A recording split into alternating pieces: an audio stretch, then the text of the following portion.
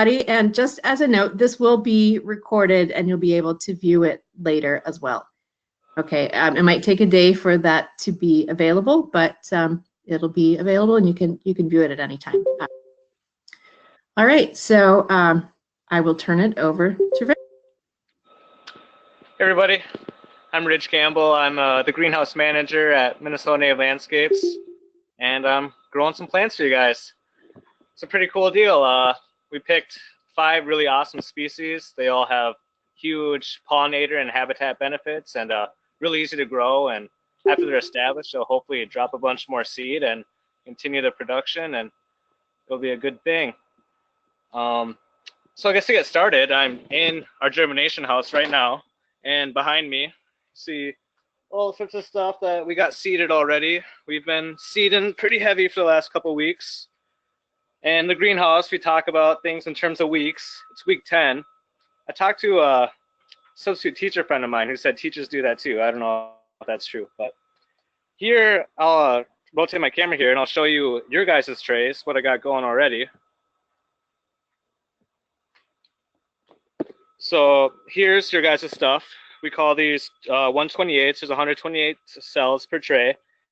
And we got columbine going down the line. We got some liatris. I don't know if you can see this, but they're growing. They're already sprouted. To me, germination is the most exciting time of the year. See life popping up out of just little seeds. It's pretty incredible. Here's your bee weed. They're coming up. And we got sky blue aster. These are really little, but they're happening. So we got green plants, which is a good deal. Just maybe a little bit about kind of some of the medians and stuff I'm working with. Here's our soil mix. So basically what to know about this is it's essentially all peat with just a little bit of perlite. It's a mineral. So, I mean, you wouldn't even really call it soil. It's more of a growing median. And part of the reason it's peat like this is to acidify the water a little bit, which plants generally like. And also that way I can work with fertilizers and kind of customize it to how I like. So this is what I'm using. It's an 18-8-17, nitrogen, phosphorus, potassium. For you guys' sake, if you don't have I'll show you. I got this injector set up. If you guys don't have something like this in your greenhouses, that's just fine. I would just go to a garden center and just use whatever Miracle-Gro perennial garden mix, and it'll help you out just fine. They're not like totally dependent on fertilizer, but especially not at this stage. I'm not fertilizing them at all right now. But once your seedlings start growing up and once you transplant them into plugs, they'll definitely be more green and more robust and all that stuff if you give them a little bit of fertilizer. I don't know if maybe next, I don't know, you guys want to talk about kind of the species specifically, or you want to talk about some of the greenhouse settings? I suppose this greenhouse, you know, it gets up to about 95 during the day, and which is pretty hot, but I like it hot when I'm germinating. A lot of these seeds they like that heat, and that's what makes them pop. In a few weeks when there's more green all around, I'll probably try to keep it closer to like 85. And, you know, dropping down at nighttime isn't so bad either. So you can get it down to 45 degrees at night. It slows the growth a little bit, which lets them put more energy into root production, and just, it makes them kind of generally more healthy and robust. If it's too hot and too much fertilizer and all that sort of stuff, that's how your plants kind of get leggy. They grow really fast and really thin, and they're just not as hardy as a slow growing plant would be. People had asked about watering. When they're in cells this small, it's good to keep them moist, especially as they're germinating. I want them to be moist the whole time. By the time I give them to you guys, which could definitely be, you know, the end of March, early April, I'll give them to you guys in these same germination trays. And so they're still pretty little, and they should be watered probably every day at that stage, but it's good to mitigate overnight watering. You know, if you have that extra moisture in the greenhouse throughout the night, that's how you get botrytis and fungal diseases and that sort of stuff. So Don't let them go dry when they're like this, but don't let them get too wet either, whatever that means. Try to keep the humidity down, essentially. Keep the plugs themselves wet, but try to keep the humidity down. What else? Oh, this is a fun thing.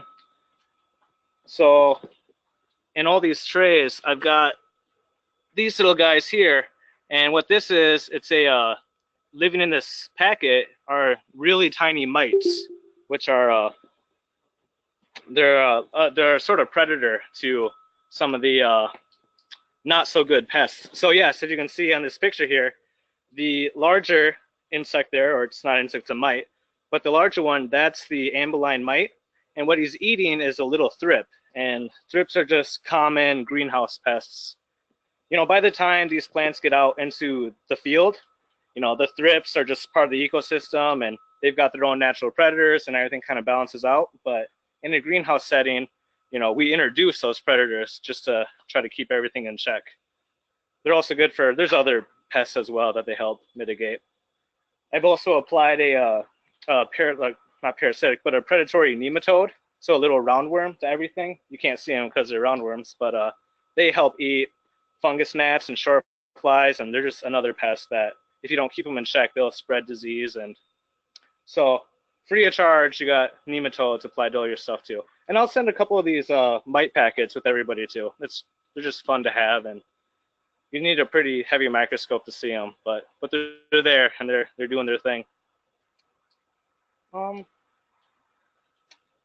Yeah, I guess as far as when to transplant and how that's going to go. So we could send these to you guys, and the end of March, early what's after March, April, and by that time they'll pretty much be completely germinated, but not ready to transplant. So which means you get to keep growing them in the greenhouse for 2 to 3 weeks. And when you transplant them, I don't have an example of what it's going to look like because I don't have any of that already. But if you'll be able to pull it out of the cell, and it'll be a completely solid little root ball. So like you can pull the leafy matter from the top, and it'll all come out as one solid chunk. It won't crumble apart or nothing. And that's how you know they're ready. It's kind of going to be the same deal when you're transplanting them to the 36s. I'll show you those. So these are what they're going to go into. They're about 2.5 inches deep. I think they're 1.75 by 1.75 inches, something along those lines. There's 36 per cell. So what's the math? I think 5 of those per every 128. Maybe someone should check me on that. But it's going to be the same idea. Once you're ready to plant those into the field, it's going to be probably like a 4 to 6 inch plant. It's going to be green, robust, and if you pull it from the plug itself, it'll be a solid root ball. I wanted to show you guys some, but all my grown plants are under 2 feet of snow right now, so that's not really an option. So we could talk about kind of hardening them off. When we like us personally with the greenhouse setup we've got, we transplant them into those 36s, the plugs, and then we keep those into the greenhouse throughout pretty much until they're going into the field. But that's like totally not necessary, especially for these Minnesota native plants. They're real hardy. So if you don't, the thing is, once you go from these trays to something bigger, I'm not sure what your greenhouse setups might be. Perhaps you don't have the room for all those 36s in there. As long as it's not freezing overnight and that sort of thing, they could be transplanted to 36s and remain outside, and it's a solid hardening off.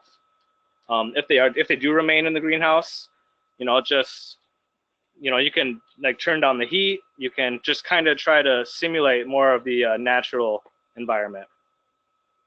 By the time they're in those plugs, as far as watering is concerned, you want to water them so that it's moist down to the bottom of the plug. You don't want surface water on the leaves overnight. That's how you get the botrytis and all that stuff.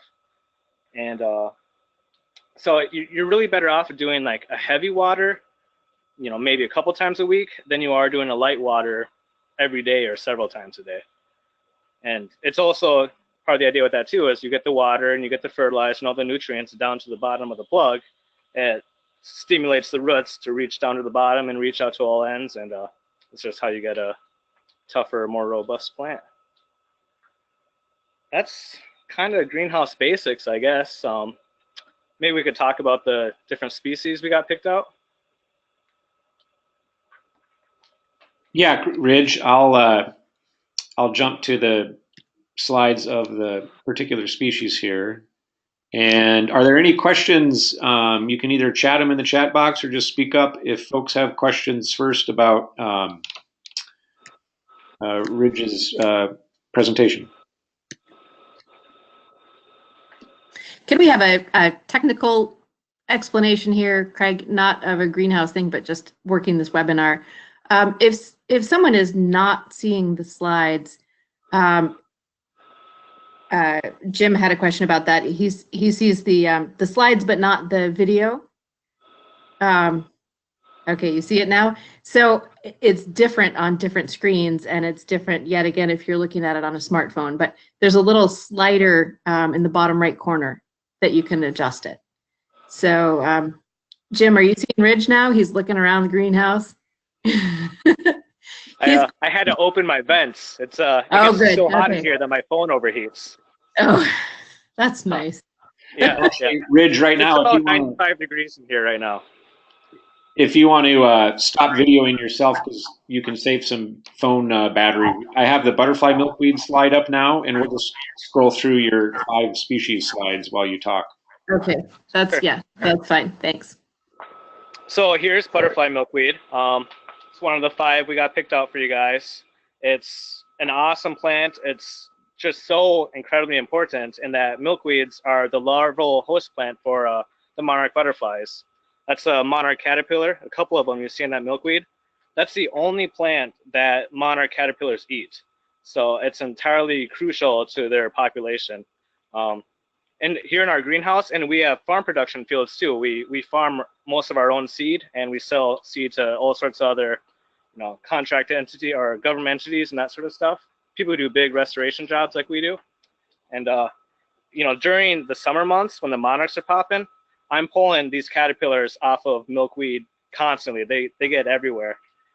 I mean, I don't kill them, of course. I bring them to like healthier, more robust plant, but they'll be even on these little seedlings. Like a caterpillar will chew down that seedling in just half a day if I don't relocate it to a bigger milkweed. So I guess what I'm saying is I don't know how they do it, these monarch butterflies, but they'll find them. They find the milkweed, and you'll see, maybe not so much year 1 when you first plant it, but year 2, you'll definitely be finding caterpillars on here, and it's pretty exciting. The next one I think on the slide is Liatris, your blazing star. Yep, so that's a metal blazing star, Liatris, and this is like the #1 pollen source for the adult monarch butterflies. In our fields where we have big production of this blazing star, it's like literally swarms of them. It's like a Hitchcock movie, but with monarch butterflies. It's incredible. So once you guys get these flowering, which will probably be year 2, it'll be growing and developing roots and all that year 1, but by year 2, it'll be flowering, and I can pretty much guarantee you'll be seeing the butterflies on them. The butterflies go to the blazing star. From the blazing star, they find the milkweed. It's a pretty good deal. What do we got next? Was it columbine?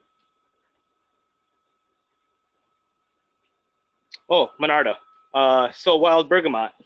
It's an awesome plant. It smells good. You can steep it and make tea. I do that. It's big and it's hardy, and it drops lots of seed. It's a really good kind of stabilizer plant between all the other plants. It helps hold up. It's like that blazing star. It's so top heavy with that big flower. Having bergamots and that sort of stuff around it helps stabilize them all. You'll notice a bumblebee on this image. They're critical to the Monarda in that they're one of the only pollinators that are big enough to vibrate and shake the pollen out of the Monarda and help to pollinate it. So it's kind of a nice symbiotic relationship there. You'll notice every picture on here has got an insect or a pollinator, and it's just really to drive home the point that all these plants are just so critical to the environment.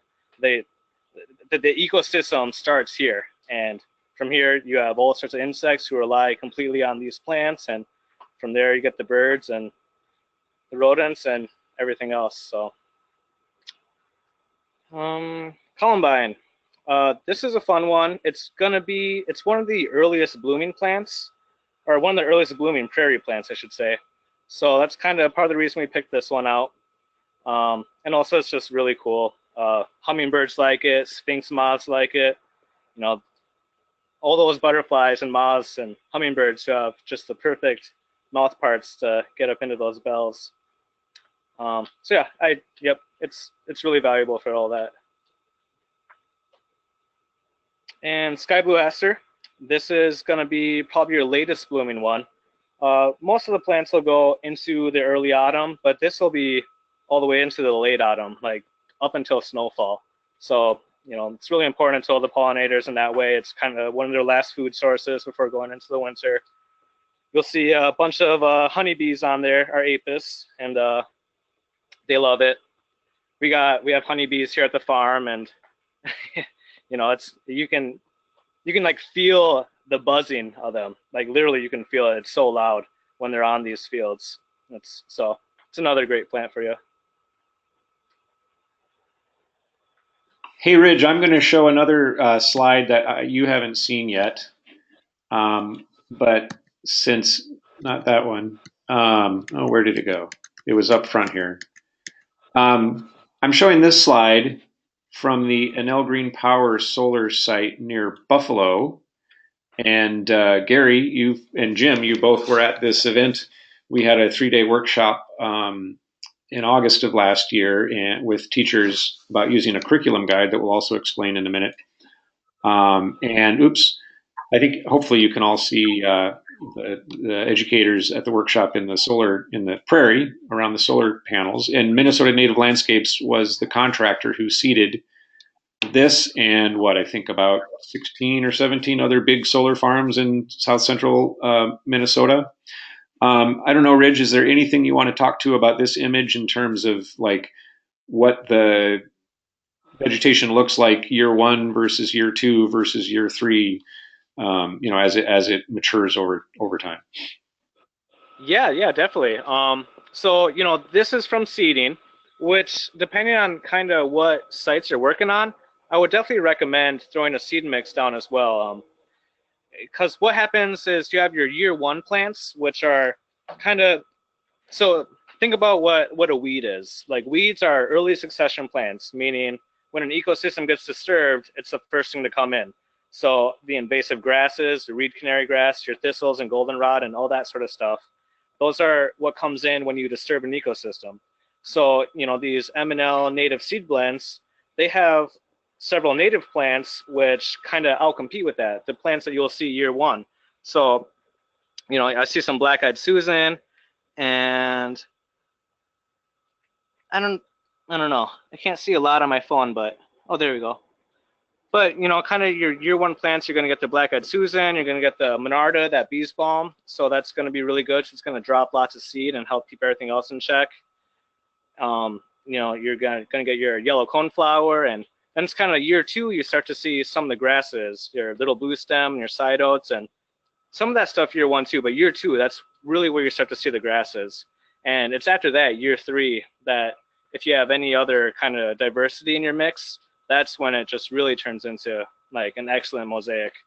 So as far as your guys' like habitat restorations go, some of the species I picked out are ones that would be what I'd call a year 3, even a year 5 plant. That blazing star, for example, seeing that from seed takes a long time. So it's really awesome to introduce that from plug right from the beginning, and then you know, you get those species paired up with a seed mix, and you add a lot of diversity real quick, which is the idea. You know, just like that monarch butterfly is attracted to the milkweed. The same is true for just about every butterfly species. They have very, very specific larval host plants. So by providing more and more diversity in native plants, you're going to attract more pollinators.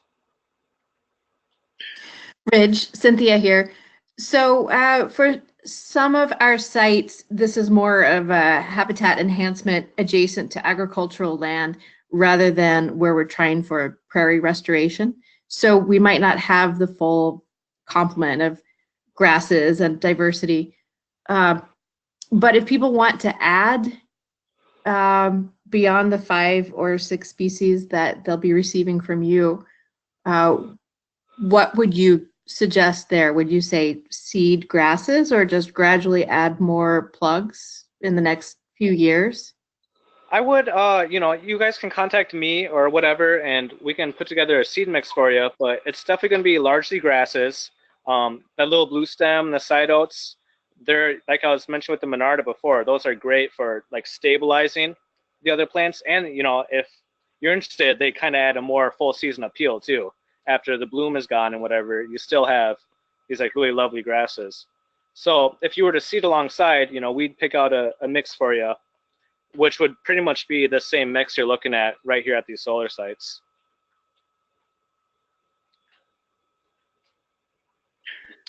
And Ridge, if you can maybe touch on, I'm sure there's many different types of sites to which the different schools are going to be going into.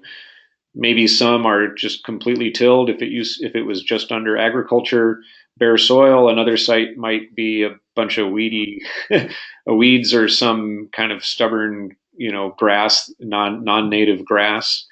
Options to prepare the site could be burning, could be mowing, could be tilling, although sometimes maybe that's not such a good idea.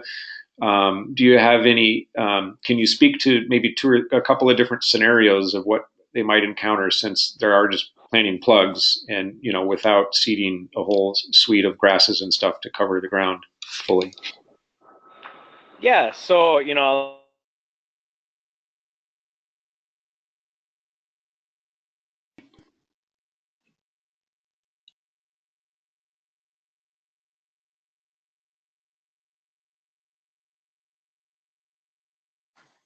I lost Ridge. Can anyone else hear him?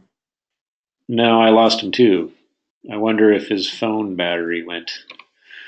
You know. Sorry, we were going to add that we couldn't hear him either. Okay. Yeah, he just dropped out.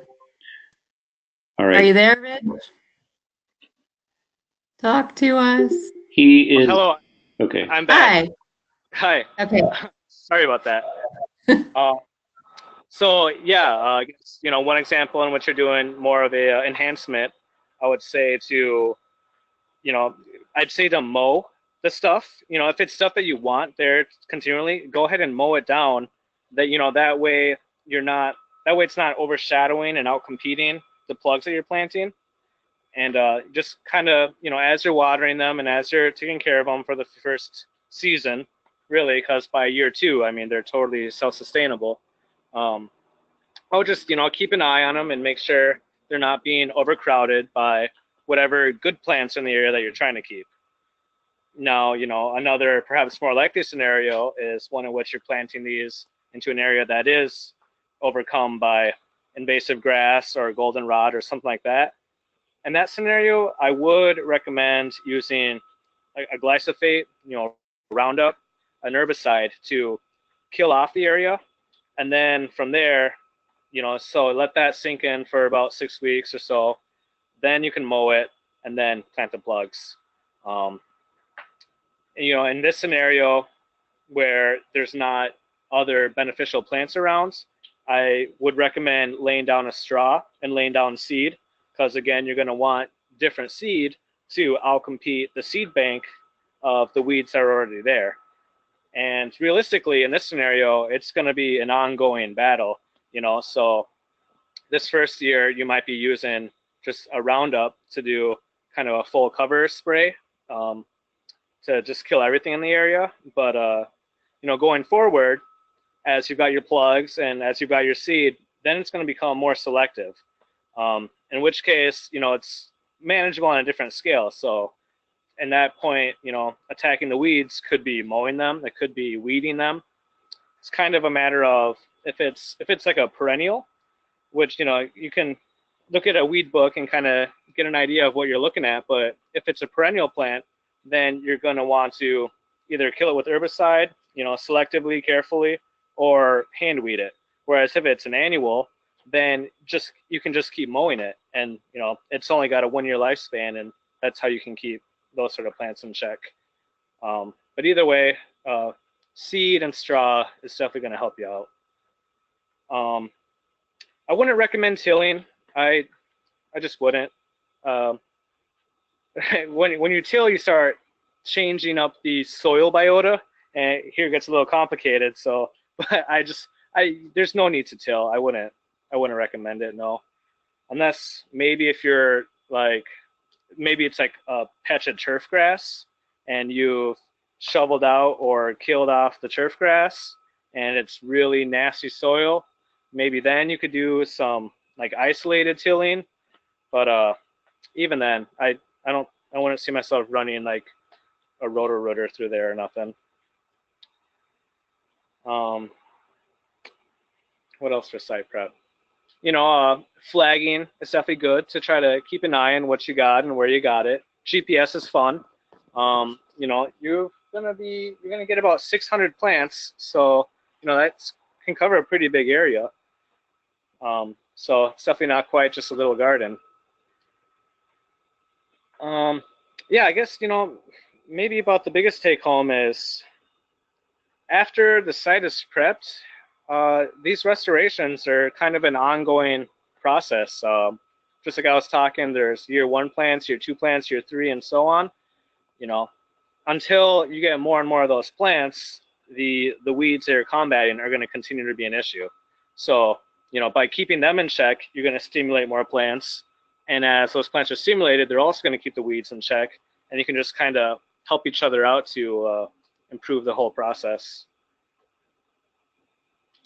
As far as watering goes, when they're first planted and for the first several weeks, I definitely make sure they're watered regularly, either by yourselves or through the weather. But after they've been in the ground for 2 months, after that point, they're pretty much self-sustainable. I mean, they're native plants. So, yeah, I don't know. Maybe you guys got some more specific questions, or there's something else you'd like me to cover? Yeah, there's one. Dan, Go ahead, Cynthia. yeah, it's up on the chat. Dan says a site near a walnut tree now gone. Is that okay given what they do to soil? And the walnut trees were removed last summer. Removed last summer. So do you have stacks of wood stacked up there still? No, they were removed in the ground. The stumps were ground up. So, Ridge, are the allelopathic effects of walnuts going to affect any of these species? My gosh, that's a mighty specific question. I don't know the specifics on that one. I know we've done all sorts of restorations that involved forestry mowing. A lot of the times it's things like poplars or some of those quick growing kind of shrubby trees, and we reclaim those pretty readily. But as far as the specific relationship between the black walnut and the soil biota and all that, I guess I couldn't say for sure. It's an interesting question. Yeah, Dan, I don't know how long that persists in the soil. You might just need to see what Google says about that. But it would be interesting to take some of that soil and run a little experiment on a few of these plugs if you have students who want to do that.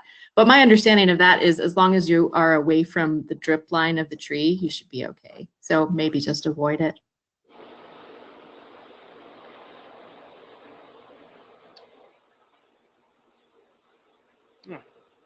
Any other thoughts or something you guys? Yeah, another question. Ridge, another question here. Ben says, what are options for purchasing seeds along with the plugs? You guys have a seed catalog you want to send out? Yeah, we certainly do. And you can buy them in various quantities. But for a project your guys' scale, 600 plugs, I'd buy them in kind of more of a bulk bag, maybe 25 or 50 pounds. If you wanted to email me, I could send your information and your requests over to our seed guy, and but yeah, we offer all that stuff as well. Are there, I think, Ben, are you asking for, he says seeds for enhancing with the plugs. Are you looking for species recommendations? Ben? Yes, he says yes. A few species in particular, Ridge, that you might like to see with these plants? Yeah, I guess it would be the species that are going to be your year one, drop a lot of seed, kind of keep other stuff in check. So that's going to be black-eyed Susan, yellow coneflower, purple prairie clover. Those are probably going to be about the best forbs, but then lots of grasses, little blue stem, big blue stem, side oats, grama grass. Those would all be excellent choices to go into a mix. Sounds good. Sounds like some good research to have your students look into as well. And a really good place to start is if you have a seed catalog to look at. So you see bloom time, height, all the things that you would need to pick your mix, and it's just fun to look at when there's still snow on the ground. Yeah, definitely. And if you go to our Minnesota Native Landscapes website, you can see kind of our different. We do all sorts of custom mixes, but we also have a few standard mixes, which are all fit different scenarios. And if you look at them, it'll list the species as well as the percentage, the ratio of every species in there. So just kind of a hint. Anything that's in that mix that's at like a high rate, that's something that is cheap for us, but it's cheap because it grows from seed and it drops seed so readily. So those are excellent species to help, restoration initially. Once you get into some of the flowers and forbs that are at, fractions of a decimal of a percent, that's in there. Those are, what would theoretically be the year 3, year 4 plants. And it's kind of part of the idea of having a more round, robust, diverse ecosystem. So when we're doing true hardcore restorations from start, depending on the county, even you're required to include so much diversity and have so many species, that sort of thing. So, that's part of what goes into some of the non-custom mixes, which like the standard mixes are totally excellent as well. I mean, they definitely help your cause in a big way. But if you are solely concerned on getting some of that year one stuff, some of the species I mentioned, and look at our seed mixes and kind of look at what's there in a high count, and that'll definitely be a good hint for you. Ridge, there's a question about what kind of fertilizer do we buy and how often do we fertilize the plants? And I'm guessing that is specifically when they're in the greenhouse and you're growing them out, because you're not going to want to fertilize them once you plant them out, because they're natives and they're supposed to be dealing with native soil, and you don't want to fertilize the weeds that are going to grow around them. Exactly. Fertilizing the weeds is what would end up happening. As far as in the greenhouse, I shop through a greenhouse catalog and can buy all sorts of wacky custom stuff. But as far as your guys' your needs, realistically, if you just buy a Miracle Grow, like a garden perennial mix, they're all perennials. They're all perennial flowers. It's probably going to be something like a 777, something along those lines. That would definitely help you out. And I'd say go ahead and use that at a diluted rate. You could do it. I mean, I do it every time I water. I have a diluted rate of fertilizer. So they're native plants and they're real tough, but I found from experience that even these guys like to be fed fertilizer. So, and like I was mentioning before with the soil mix that they're currently growing in, it's mostly inert. So that's why it's good to give them some food on top of it. But Ridge, then as once transplanted out in the field, they're going to compete better if they don't have fertilizer, right? Because then the weeds would have less of an advantage against them. Yes, that is correct. Yeah, we do not fertilize after transplant into the field.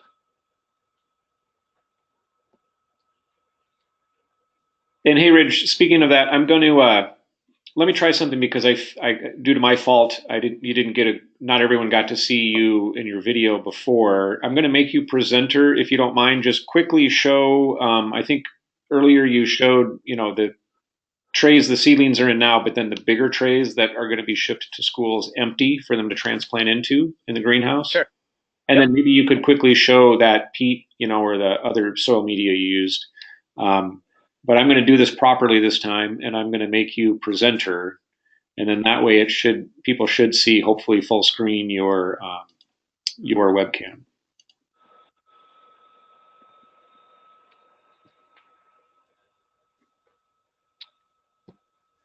All right.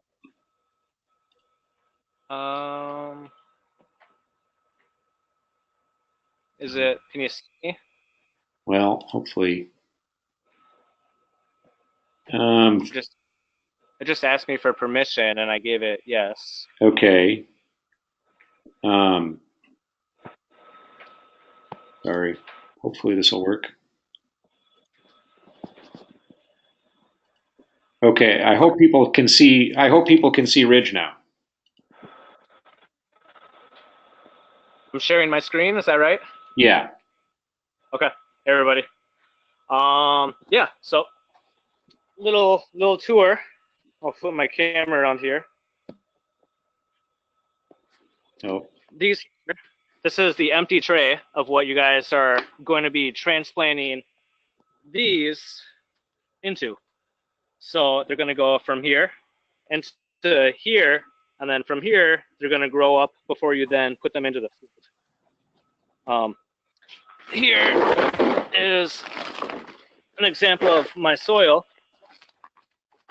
and it's mostly peat, as I was describing. You can kind of get a look at it. So it's mostly moss with a little bit of perlite. It's a sort of mineral. And as well as the fertilizer or the soil I use when I'm germinating is it's got a beneficial bacteria in it as well. Just like I was talking with the other beneficial organisms for helping maintain pests, this bacteria helps it eats away any not so good fungus and that sort of stuff. I can show you again some of the germination that's happening. Here's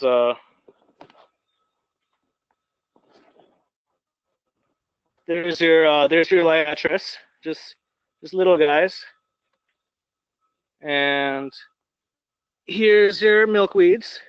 You can see them popping out of the seeds even. Very little. Here's your sky blue aster. And Monarda hasn't woken up yet. Just a quick look at the greenhouse. So we're about halfway through the seeding that we're going to do this year. So if you imagine all these trays are 288s, it's going to turn into a lot of plants. It's about 836s per these. What I'm growing for you guys, there's a 128, which is just going to be a little bit easier to work with, and it's going to be hardier. And so lots of germination's happening. Slow, but it's happening. So, yeah. Any other questions for Ridge from anybody?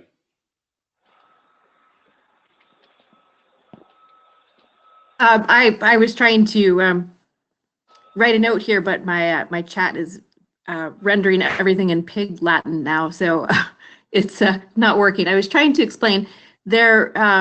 We won't have a word-by-word transcript of this, but there will be a link to it, and I will make a little cue list of when, like when he's talking about fertilizing or soil or different species and so forth, just so that you can have some of these technical details and share them with your students. And if you have further questions that come up, you can email them to me, and if I can't get you an answer, I can find out from Ridge.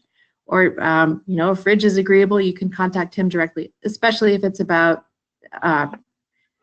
further seed mixes or other plugs that you might want to buy. So just let me know what you think is going to be helpful for you in getting these plants in the ground and what you need to know so I can support you. And you can look for that, the link to this webinar again and some notes, probably sometime tomorrow afternoon. Can you talk briefly about spacing? Jim asked, I believe you said 600 plants. What is the recommended amount of acres for this based on ideal spacing and so on? These are going to grow and fill in. So when you plant them, how close should they be? Yeah, I guess generally we go about 18 inches on center. Depending on your circumstances, you could go less, you could go more. Perhaps, I don't know, if you're looking at something with serious acres, you could even do clumps, sporadic clumps, as long as you have a way of marking them and knowing how to find them. I should have mentioned that before too. When there's 5 species you're working with, I'd recommend planting them in clumps of about 6 together, 6 to 10. That's kind of a way in which they kind of help select the strongest one for that specific spot. And then that way you're also not investing all your plants of a single species in one area. You're kind of spacing them out, and they'll kind of self-select that way as well. As in, the right plant will grow in the right spot. It'll give you, it'll hedge your bets a little bit. But yeah, as far as like when we're generally doing these big restorations or small restorations even, about 18 inches on center is average. I've got a little pollinator garden at home that I got them all planted 4 inches from each other because it's the only way I can make them all fit. And that works too. But yeah, it's probably not recommended.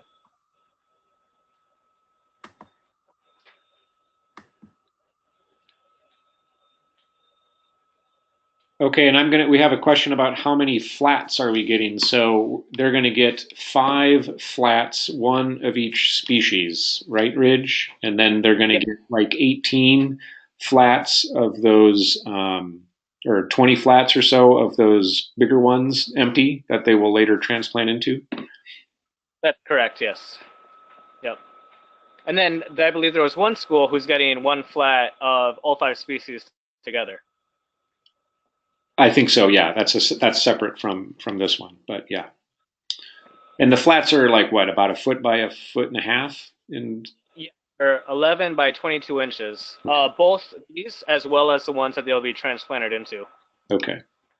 So if you imagine the space that it takes for these, it's about 5 times that much to then turn them into plugs. Yeah. The bigger flats are 38 cells each, right? 36. 36. Okay. And about 640 plants. Yeah. Okay.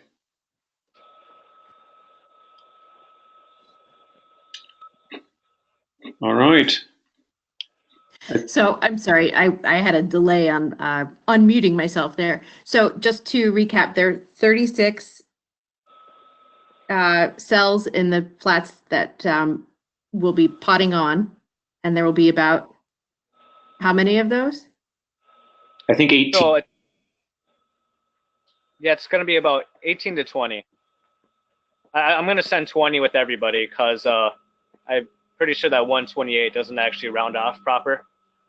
But so yeah, everybody will get 128, so 128 germinated plants of each of the 5 species, and then 5 trays of 36s per species as well.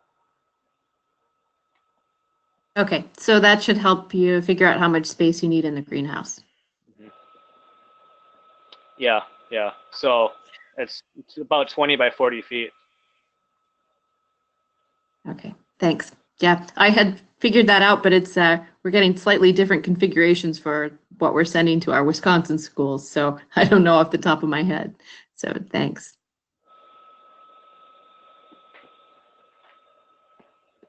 Yep. And I grow about 250 different plants, so if anybody's interested in adding some more to their garden or their restoration here, I can send a catalog as well.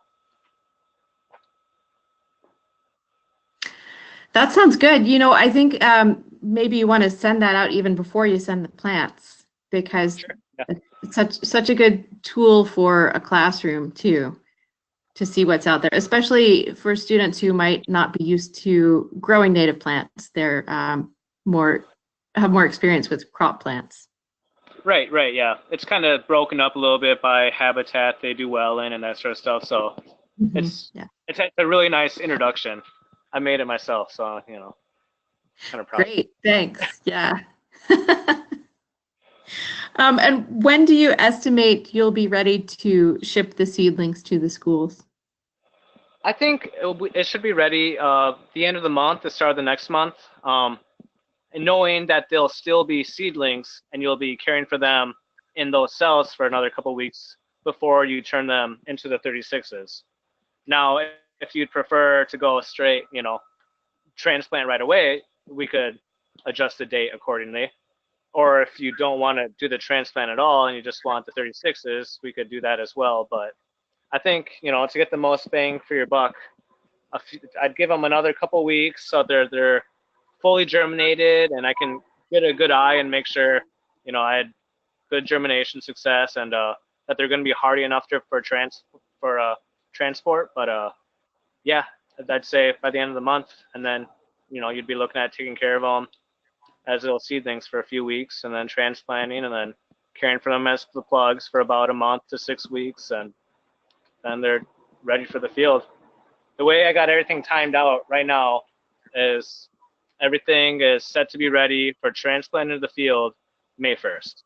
So that's kind of how I chose when to seed everything and when to transplant and all that stuff. Okay, that sounds great. And I will double check on when everyone said their spring break is, and we'll make sure we don't send them when everyone's about to be away for a week. Yeah, right. And are we going to be doing this separate deliveries, or everybody picking up from a localized location, or? We'll send you the deliver to each individual school based on the addresses they gave us for shipping. Sure. So 12 different shipments. 10 different shipments. Rich, I just wanted to clarify one thing. So, if say they get the seedlings around the beginning of April and they need to wait a couple of weeks longer to continue growing them in the 128s before they transplant them, then it's mid-April. And I think you said about 6 weeks probably to grow them out in the bigger pots, roughly? Yeah, that's, a little longer than what they might actually need, but Not that it long. wouldn't hurt. So, So, you could maybe do it in 4 weeks, but I guess I wouldn't feel necessarily rushed to get them out the door either. I mean, everything I'm germinating right now is my full supply for the rest of the year. And I got plugs from 2-3 years ago that are still plugs and they're totally healthy. So, okay. they definitely don't need to go into the ground the second they're ready. So in the applications, I think the various date ranges that the teachers offered, like maybe mid-May to as late as mid-June, as when most would like to do the transplanting in the field. So that looks doable for that range. Just fine. Yeah, absolutely. And it gives them time to get the field prepped and all that also.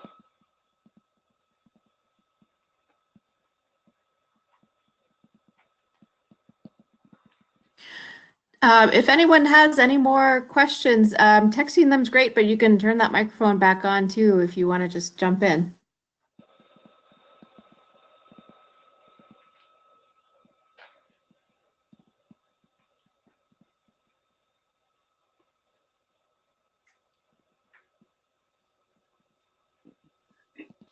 All right, Ridge, I'm going to take over again as presenter for one last slide here. You can stay on for the last couple seconds here, but thank you very much for all your time, and we'll be in touch. Thanks, everybody. Thank you, Ridge. Okay, and then as I just want to share as a last note, I think some of you know about this. Oh gosh, now why is that not showing?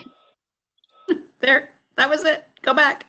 I'm back a slide. Okay, I know Jim and Gary are very familiar with this because they took the 3-day training last August. But we do have this 125-page pollinator habitat guide that was developed last year by the Earth Partnership at the University of Wisconsin.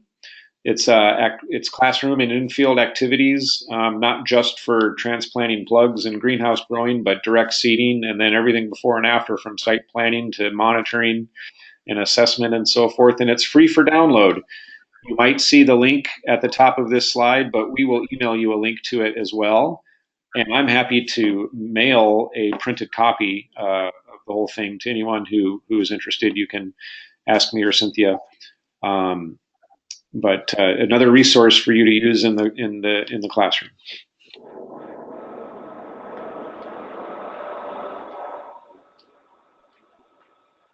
Yes, Grace, we'll mail you a copy. So, and again, it's all available as a PDF, but it is really nice to have a hard copy in your hand too.